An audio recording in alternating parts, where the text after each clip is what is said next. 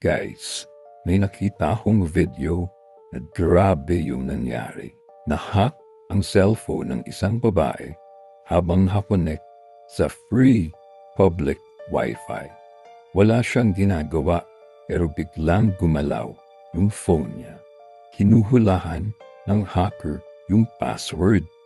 Tapos, sinubukan pa siyang kunan ng picture para lang gumana yung Face ID verification. Imagine, hindi mo kontrolado yung sarili mong phone, may assistive touch na lumalabas. Ginagamit yung phone mula sa ibang lugar. Later, nakita niya na iba na ang Face ID at hindi siya ang nag-authorize. Maraming pumapayag kapag may ganitong offer, iscan mo yung mata mo at babayaran kita ng 1,000. Iniisip nila na wala naman silang ipon o pera.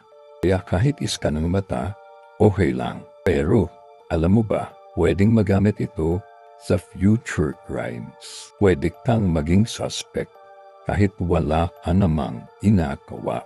Kaya mag-ingat tayong lahat. Laging magtiwala sa tamang hinala. Tag someone na palaging kumakabit sa free Wi-Fi.